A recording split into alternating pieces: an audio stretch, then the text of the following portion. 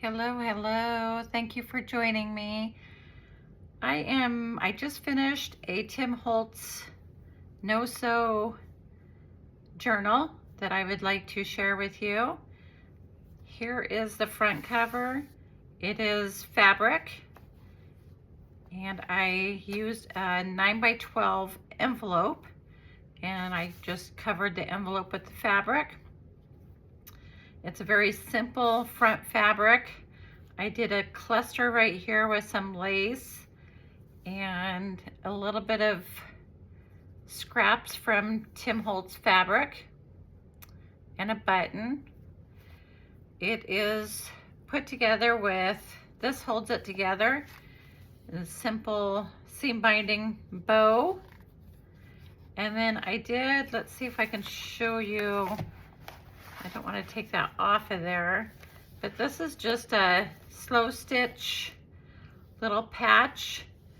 And again, I used Tim Holtz fabric, and I slow stitched on there.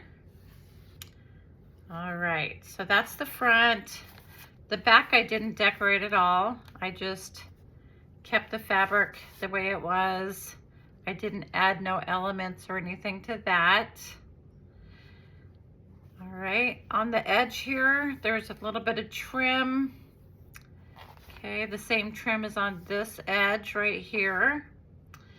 As you can see, as I'm holding it in my hand, it lays down pretty flat. I did not decorate the inside of it. You'll see it once I start showing it to you, but the inside just has pages, has a couple flip outs, and it has some envelopes, but that's all it has. Okay, so we're gonna open it up, and here's the inside of it. Again, it's the fabric, the Tim Holtz fabric. And then I have a, let's see here. Let me just fold this so that you can see what, we have there's some lace here for a pocket, okay? That's there in the front, and that lace is here in the back for a pocket as well. Okay. All right, so let me flip that. Okay, so I used coffee dyed paper. Oh, let me tell you the size. So again, the envelope I used was a 9x12. So this is 9 inches, and this is about 6.5 with this little trim lace on the edge. Okay. All right, so open it up. And like I showed you before, here's a lace pocket. And then you have some coffee dyed paper. Okay, there's the other side of the coffee dyed paper. Here is some graph paper. It's all coffee dyed, so I'm not going to keep repeating myself. So graph paper. This is just a plain piece of paper. The other side I did print. It just has a little bit of, it looks like, you know, a little bit of crinkle paper. Right. Here's another page that I folded over. So when you flip it over, so this one's blank, but when you flip it over, you have a pocket right here. Okay, there's a pocket, just a side pocket. This is some Amazon packaging paper. All right. Here is another coffee dyed paper, and I put a page edge on here, and this is all Tim Holtz papers, digital papers. I got this off of Etsy. So I just tore some pieces and sewed it onto the edge of the paper. Okay, this is the other side of it. Here's some more paper. Here's some, this is, I believe, college ruled paper. Okay. So I left this pretty blank so that you could decorate it the way you want to decorate it. You add, you know, pockets and envelopes and ephemera where you want to add it. Okay, so this is some more of the Tim Holtz digital paper. This time I hinged it onto the book page. Onto the journal page, and then you just flip it open. And I stenciled this with the Tim Holtz stencil. This is the coffee ring stencil. Okay, so that flips out. All right, some more coffee dyed paper. Okay, here's some more writing, college rolled writing paper. Okay, more just papers. Here is a book page.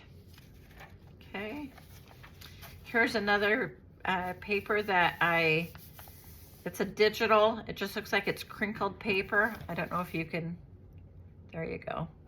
It looks like crinkled paper. All right, so here's the middle, and here's the seam binding ribbon. So what's nice about a no-sew journal is that you can take out these pages and add different pages. Or when you fill this all up, then you just add 12 or 6 more pages to make another journal. Okay, so there's the back side again, the crinkled digital paper. Here is the book page. Here's just another paper. Okay, this one has an envelope hinge to it. So this is the flap of the envelope.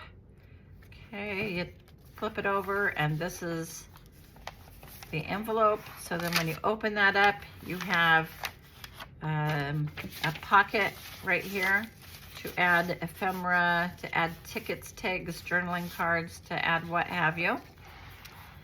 All right, some more, I believe this is college rolled paper, but I don't know if it's college rolled or wide rolled. I don't really know the difference. All right, just a plain paper, well, coffee dyed papers.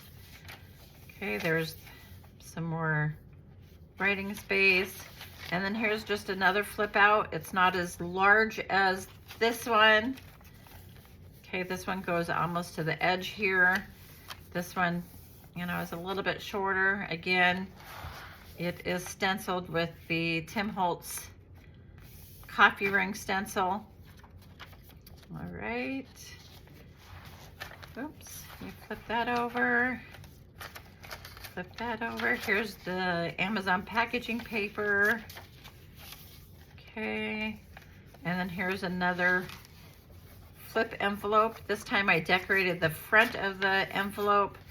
This is the Tim Holtz digital paper. I just decorated the front of that envelope.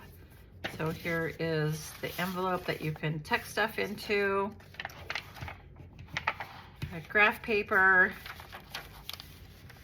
All right, so I never did count to see how much was here. 1, 2, 3, 4, 5, 6, 7, 8, 9, 10, 11, 12, 13, 14. So there's 14 pages, of course 14 double-sided, so that would make 28 total pages. Okay, this will be listed in my Etsy shop.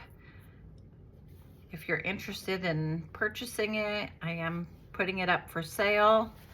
It is made with Tim Holtz fabric, Tim Holtz little cluster right here, and then some of the pages on the inside have elements that I made with Tim Holtz digitals and Tim Holtz, I can't even think of that word now, stencils. All right, I hope you enjoyed that flip through of the Tim Holtz with some of the Tim Holtz items. And until the next video, thank you.